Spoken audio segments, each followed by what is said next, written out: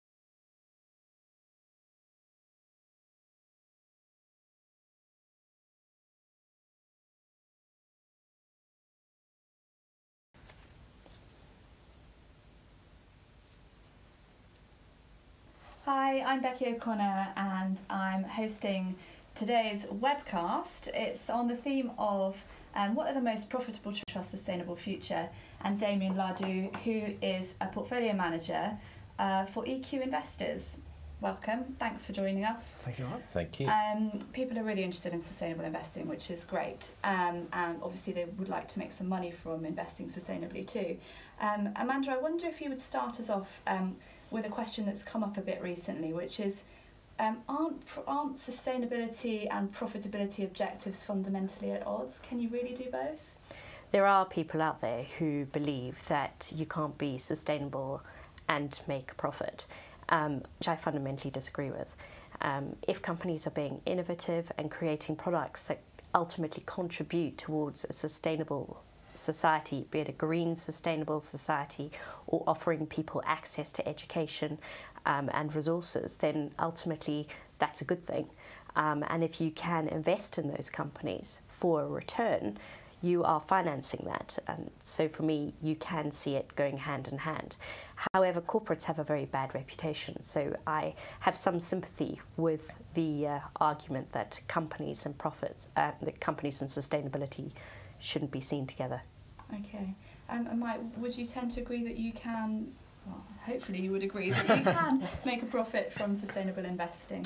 Absolutely. I think if you look at our economy and you see the big structural changes that are going on that need to happen, that are positive, that can be a source of information that can help you find companies that are going to perform really well as a result of the product or service that they provide being in demand.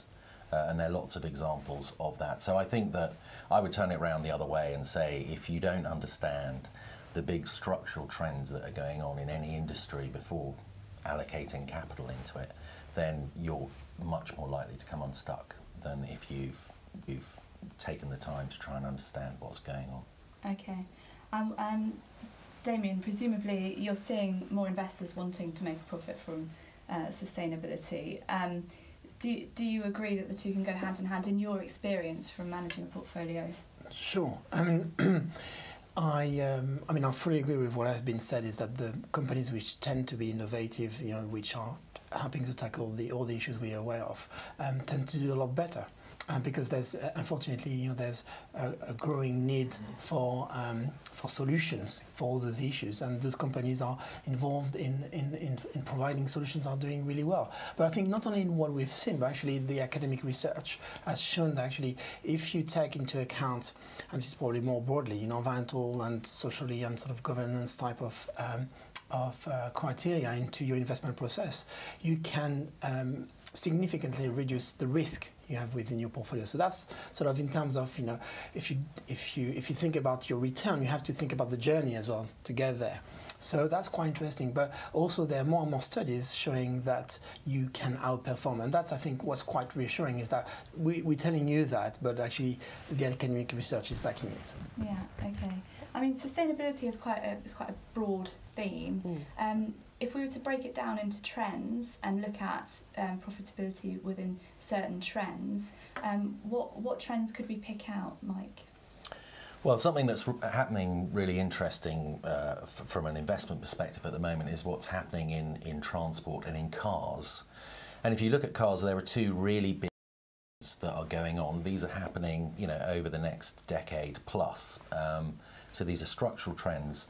The first one is reducing emissions from the tailpipe, and that is really because people live in urban environments and the urban air quality is, just not good enough. And that sees bits of electronics on in an internal combustion engine to reduce the amount of emissions. It sees hybrids and eventually electric vehicles. So that's a big trend that's going on. Another thing that's going on is to do with improving safety in cars. So no one really wants to buy the least safe car in its class. And these car manufacturers are competing with one another as to how safe their car is. And we've seen a huge emergence of active safety technology. So things like active emergency braking, which when something comes in front of your car, the car automatically slows down, brings itself to a halt. It can understand if something's coming across and there are sensors around the car.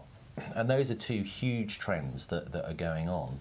And if you apply that to companies that you can invest in, there are companies that make amazing headlights called Hella, and these headlights are improving visibility on people, obstacles on and around the road, and improving safety. Also you have the sensors that are on the car so that it can work out what's going on around it. There's a company called Valeo, which is a French company that's very active in that. And then all of these bits require digital, the ability to actually analyse this data very quickly in the car. And those require these semiconductor chips. And there's a company called Infineon, which is a German company, which makes these. So those are big trends going on. And the remarkable bit about it is that if you look at what the market thinks these companies are going to grow at, it thinks that the immense profitable growth that they're experiencing now will tail away very quickly in 1 or 2 years' time. But actually our view from this research shows that we think that these trends aren't going away and that these companies are all fundamentally undervalued at the moment. Okay. So that's one example. Okay, and Amanda, are there any other trends that Mike hasn't touched on there that you would like to single out for comment? I think what he said is very interesting, but it's looking very much at the micro. So perhaps I could take a step back and look at the macro. And rather than looking at trends, looking at problems. Because if you can assess what the problems are, then it's easier to identify the solutions. So for me, there are three key areas that I think are big, hot topics, if you like. The first is the very obvious one of climate change, but obviously that infiltrates so much of what we do, particularly in relation to energy efficiency, reducing emissions, and the sort of whole global climate change issue. The second is the fact that we as consumers are consuming far faster than the world is able to cope with, so that unsustainable production and consumption. And that feeds into your first point, which is, can you keep producing and really be sustainable? So looking for companies that have circular economy business models, that are not using raw materials, that are recycling things. These are trends that I think are going to grow as we demand, as consumers demand more products that aren't placing a strain on the world's resources. And the third thing is the rising inequalities. You only have to look around the world. You see the poverty that people are experiencing, you see the lack of education that people have, and rising inequalities is not a developed emerging market issue. It's very much a global issue, and you're seeing that across the world. And you have lots of debates around remuneration and how people are paid, their working conditions and how they're treated. And so if you can be finding solutions to the inequality piece, I think that's another area. So the climate change, unsustainable production and consumption, and the rising inequalities piece. Okay. I'm interested in whether some of these problems, as you've laid out, are more profitable to solve than others, which is, is that to do with the rate of change in each of those areas? For example, is solving climate change more profitable because there's a lot happening on emissions with electric vehicles, or is social investing and helping to alleviate poverty less profitable because we're a bit further behind in that? Damien, perhaps you could offer a view on. I think it's a very good question in the sense that there are some need, and if we think about the goals, the most pressing to be tackled, for example, no hunger is a big one. But actually, having companies which are really trying to tackle it, you will really struggle to find many of them. But there are some trends, like aging population, and obesity, so everything which is having an impact on our health, and we know that our health is deteriorating. So, but we have in the developed world, and even developing world, sort of a huge purchasing power, and we want to, live longer and live sort of healthier and so on. So we've got a lot of money to spend. So as a result, the companies which are, bringing new drugs, for example, or developing new technologies which are going to help, solve or sort of and cure disease, are doing really, really well. So they will see their earnings, growing very quickly, and as they are developing platforms of new drugs and new technologies, they can, sort of, if you want to develop even more and tackle more, a bigger part of the problem. So you're absolutely right. So so that's what we say to our clients is that you're absolutely right. If you really care about, let's say, for example, education or no hunger, we can help you and find your companies and fund managers who can tackle that problem. But you have to realize and accept that actually it will be a relatively small portion of your investments. Okay, and is that reflected in the funds themselves? Are you weighted towards climate change solutions rather than some of the others, or are you trying to find a balance? Well, there are lots of different ways to do it, and we have 22 different investment themes that go right across. And I suppose when you think about profitability, it's like anything else. Does that company have something that's hard to replicate? So if we think about climate change for a moment, we think that the energy efficiency piece and maybe some of the wind turbine manufacturers, they do genuinely have a much higher barrier to entry. It's much harder for people to copy what they're doing. But weirdly, if you look at solar, it appears it's not been profitable at all, although it's an incredibly successful way of generating clean energy. As an investment, as a result of huge amounts of competition coming in from Asia and them competing on price, it's actually been very difficult to make any money out of solar, although it's the cheapest form of energy you can install in places like the Middle East at the moment. So I think what this brings together is that you need to understand the trend, but you need to go a little bit beyond just hoping that the good guys are going to win, and you need to do some normal analysis to work out whether the companies you're investing in have genuinely got a competitive advantage and you think they're going to be worth more in the future. So we see more in energy efficiency than in renewables there, as an example. Okay. And also on healthcare, there's a huge revolution going on around the ability for people to understand how genetics work better, and the idea that we might be able to awaken people's own immune system to better fight and defeat some of the things that we're having to resort to using chemistry, basically. And there are some really interesting opportunities there. The companies that are making the picks and shovels, if you like, the analogy with the mining industry, it's not a great analogy, but in this sense, all of this research and development involves antibodies, it involves wonderful bits of very complex equipment that you need to be able to do DNA sequencing. And that's an area that we do have exposure to, and they are very high barriers to entry. It's very difficult to copy those. So. Okay. Amanda, I wonder if there are some areas that are quite profitable because they compromise somewhere else, and you look at environmental, social and governance factors, so you can see, if you have one company that is developing a solution on the environment, is there some compromise somewhere else down the line that kind of challenges that investment? I absolutely agree that you have to look at companies holistic, and you've already talked about the fact that you need to look at everything when you're investing in a company, through balance sheet through to what they're going to do. Let's take Tesla as an example. Everybody knows Tesla. It's a very well-known brand. Their cars are amazing. They are revolutionising the autos industry. Yet there have been a lot of questions over the governance at Tesla, over the board structure, over the potential remuneration of its CEO, who is, yes, a very innovative man, but is it right that you have uncapped pay for somebody when the rest of the world is suffering? And that potential payout could be huge. And we've seen that with Persimmon, for instance, the unintended consequences that companies end up in a situation that they hadn't initially intended to be in, i.e. paying huge amounts of money to chief executives. The other thing at Tesla is there have been some questions over their working practices within the Tesla manufacturing suites.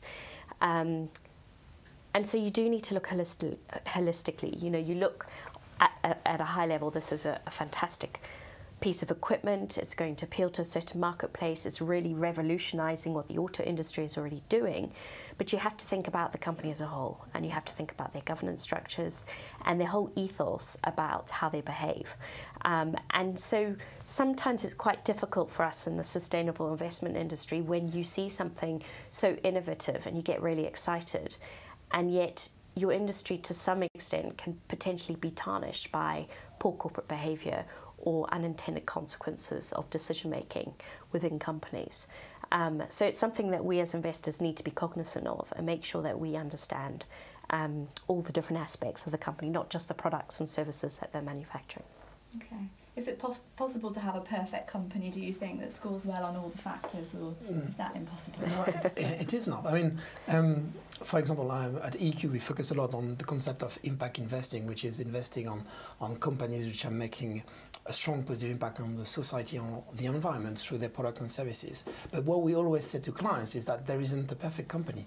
Companies are on a journey. They may have a fantastic product, but if for example, they might not score well in terms of gender diversity, for example, or in terms of how they're treating with their workforce, or all their sort of their stakeholders. So we have to accept that there isn't any perfect companies, but what we want from the companies, and I'm sure that's what you guys do on a daily basis, to engage with them and to see them being receptive to critiques and get them, on a journey to improve their practices. And also because I think for all the things it takes time, the world is changing as well, so what mattered like 5 years ago, 10 years ago, probably is not as important now. Maybe the problem has been fixed. So so we want these companies to also accept that they're on a journey. Okay. Mike, have you come across any near perfect, maybe not totally perfect? I think if you give anyone a search engine and they use that company name and controversies, you'll always find something. But I think that what isn't appreciated is that if you look at companies, say they're all in the same industry, all telcos or banks or whatever, everyone assumes that they're all very, very similar. But in fact, there are huge differences in their strategies. I mean, for example, in banks, the incentives that sales forces have to sell the products. You can have banks where it's all about the client outcomes and feedback about it, and you have other banks where it's just about volume of sales. And it's no surprise that the banks that are thinking and are remunerated, their sales force are remunerated on how well that product suits the client, will do better when we have corrections going on.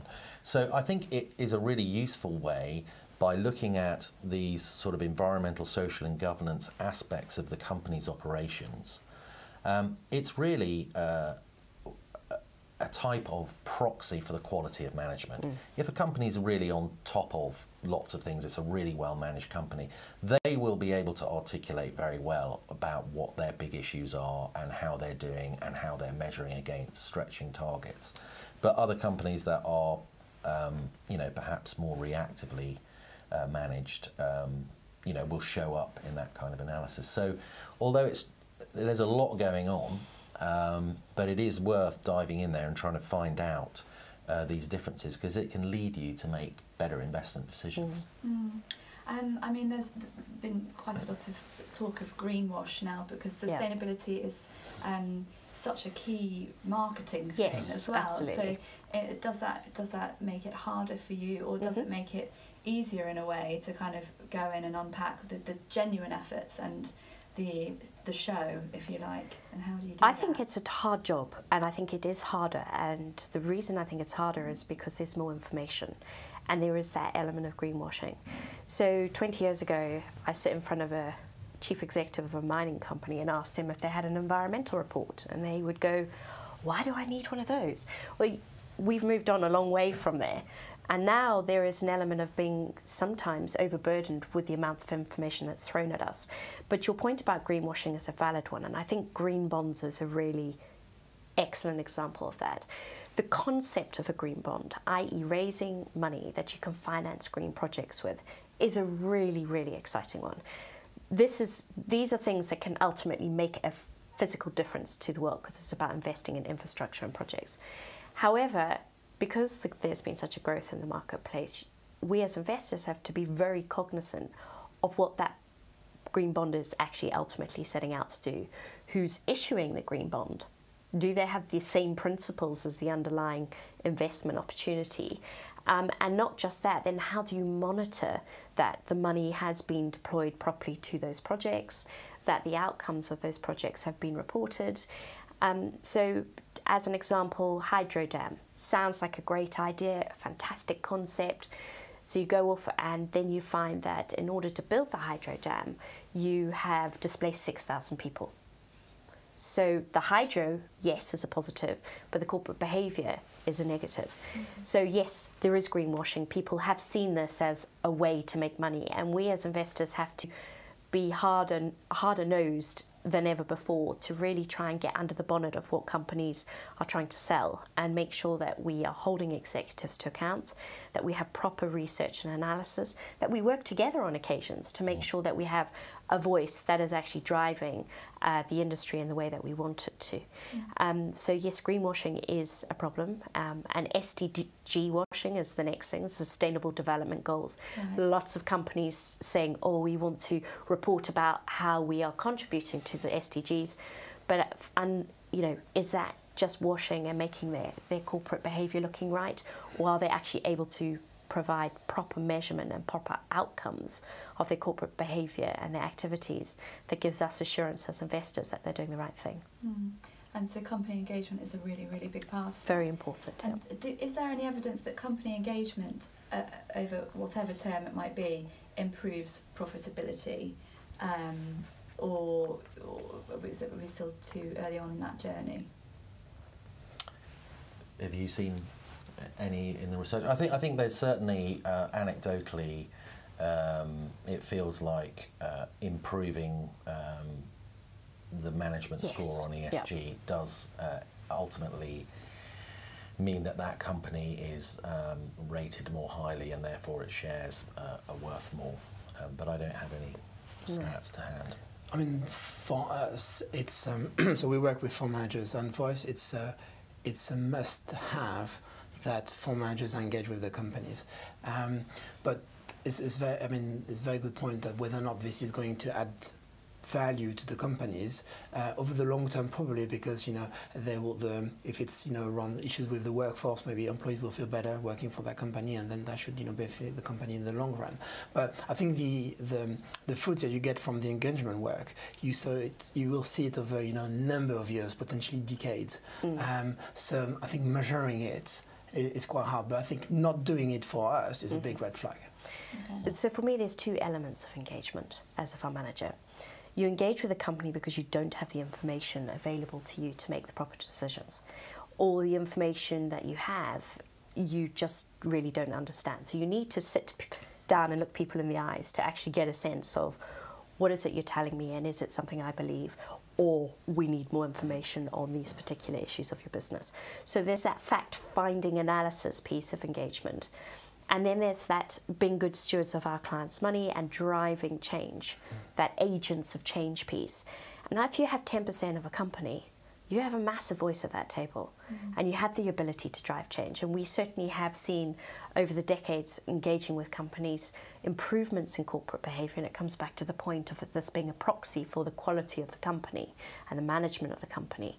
I've always argued it is very difficult to isolate environmental, social, governance issues and our performance and put those together, because it needs to be part of an investment process, not done in isolation to your investment process. So you need to be able to judge everything as a whole. But for me, you need that fact-finding piece.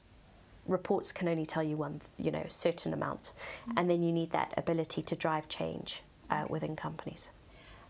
Before we have a look at some of the questions that have come in on Twitter and on the live feed, I just wanted to ask one more question from me, which is, are there any countries which are really leading the way on certain issues? For example, sustainability in China, is that, could you single out any particular geographic region that's really, going for gold on one issue? I might give you an example, if I may, but clearly to me that would be the Nordics. Nordic region. There was a good example of ExxonMobil. So that there was a resolution put forward by the Church of England, a number of Nordic investors, asking ExxonMobil to disclose what would be the impact of the 2-degree scenario on their business model, and then the management asked shareholders to vote against, and Vanguard, BlackRock, the big sort of passive asset managers decided to follow what the management was asking for.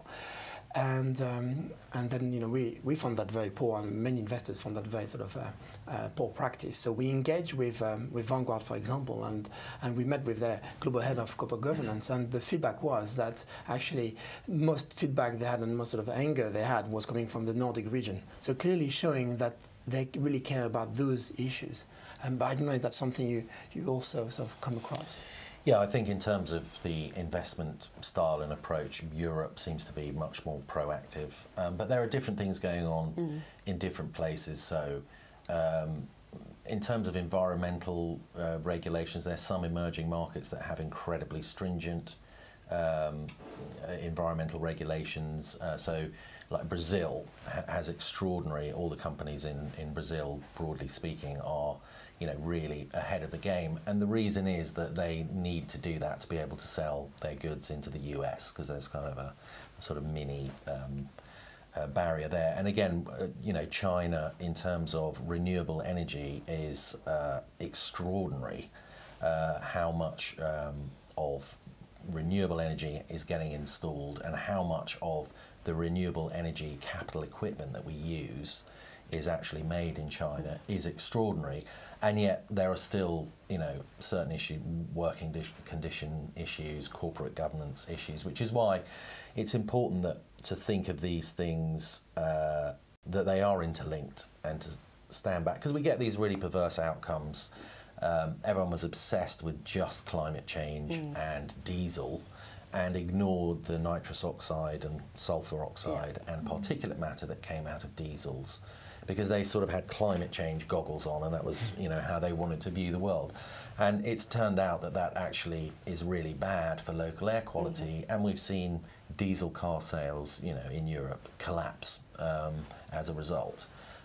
So I think it's important for people to try not to just look at the world as one issue, like plastics or equality, or I think it's great if people want to champion single things, but it's good to try and be aware that there are lots of things that you need to take into consideration to try and make sure that you've got a good set of businesses that you're backing, and that hopefully will be worth more in the future through positive things that they're doing.